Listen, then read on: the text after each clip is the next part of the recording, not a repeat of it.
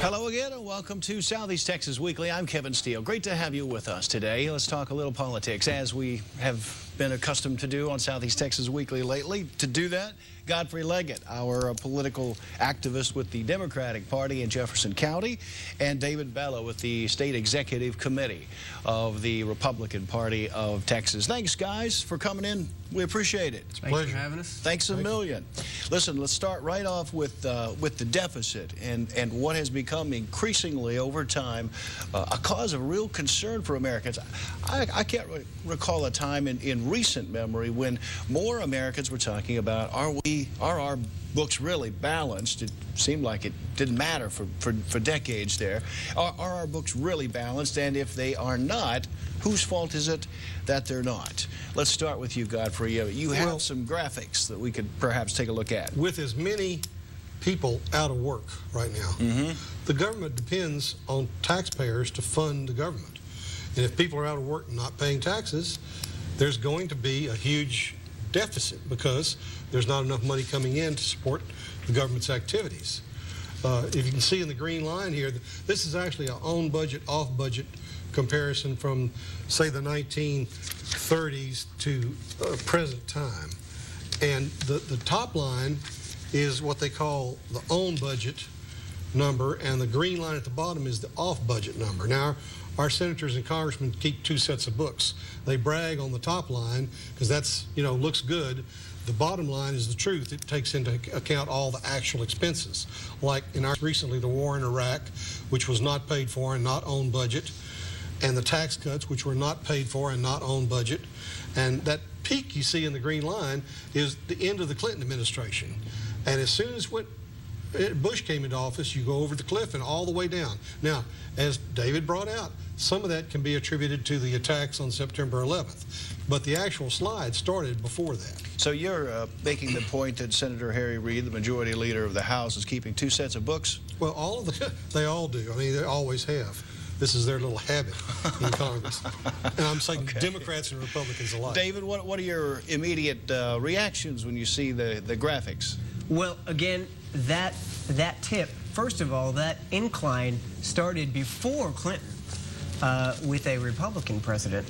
And it peaks, and the reason it skyrockets, or not skyrockets, but dips so far down is we got attacked by terrorists. That threw the stock market, down further than, we can remember in recent history such a decline. It threw the economy into a tumble. We got into a war, yes, which cost money. But you know what?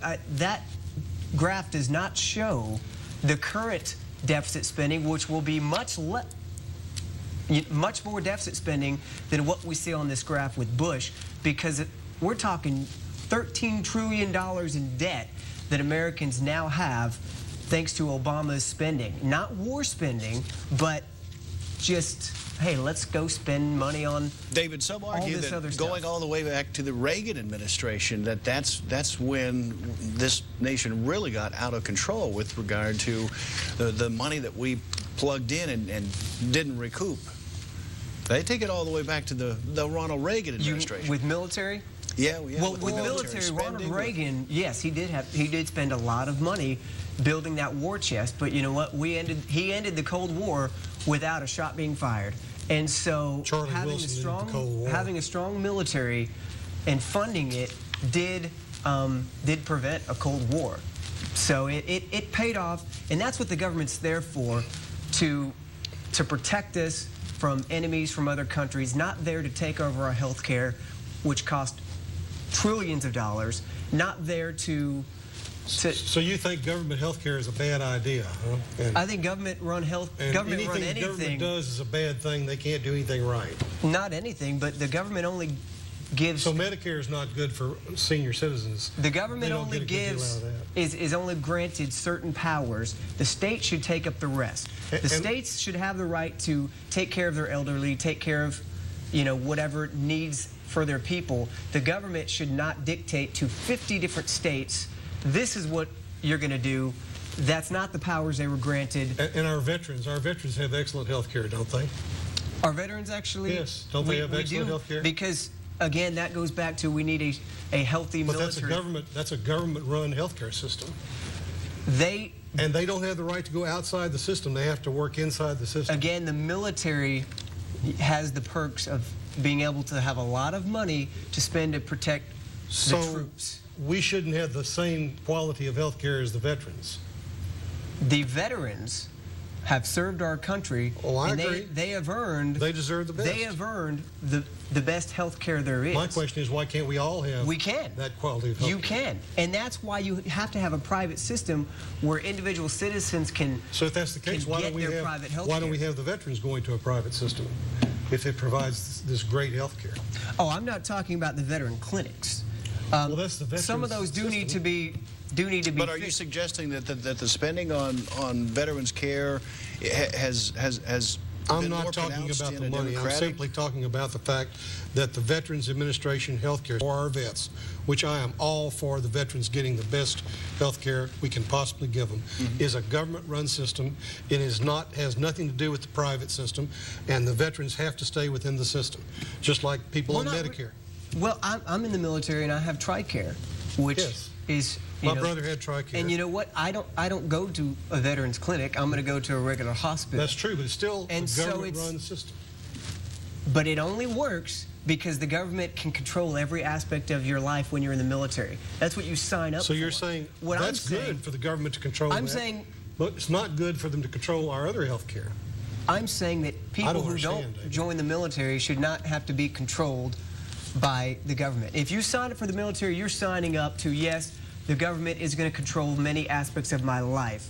But we're talking regular citizens who don't sign up to have the government control them. They should not have the government control them like you're in the military. Godfrey, in the context of a $13.5 billion deficit that we're running right now, many people are beginning to ask this question about how to pull the economy out of what increasingly is looking like a double-dip recession. Now, the critics say that the Obama administration is really, at this point, stifling the economy because so many business people are afraid to invest because they're worried about these tax cuts, the Bush tax cuts that are set to expire. The Bush tax cuts are not going to affect the majority of small businesses. And by the majority, I mean like 95%. It's not going to affect small business. Not as much as it's going to affect the rich people. You see no correlation between tax cuts for a business and tax cuts. I mean, the franchise tax. We're talking about tax cuts that are not going to be extended for people who make $250,000 or more. Yes, but these are great. Most of them have small businesses. The guy that makes $280,000 is not going to have a very much greater tax bill. But the guy that makes $25 million is going to have a very much greater tax bill. But that's just and I'm not going to cry for him. Both of those people are the ones who, when they have money to use, they're going to expand their businesses because they want to make more money. So they're going to expand their businesses, which creates jobs. Is that not a valid argument, Mr. Leggett? When I can take you back to like 1987, when the tax rate was like 67% or so.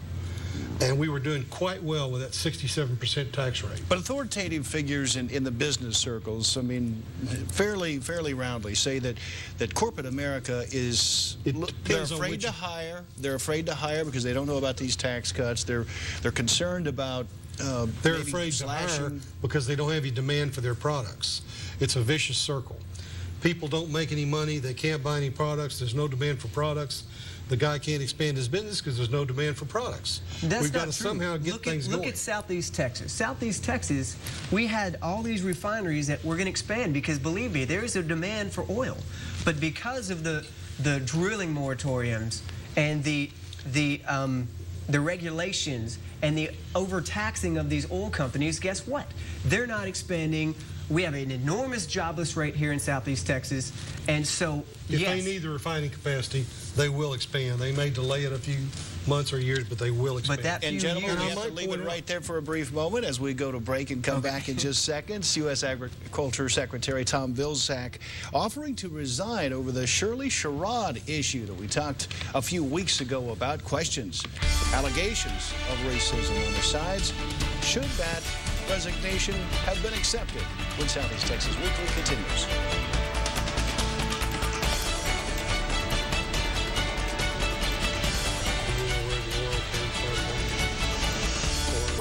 free of lines or wrinkles. Is it magic?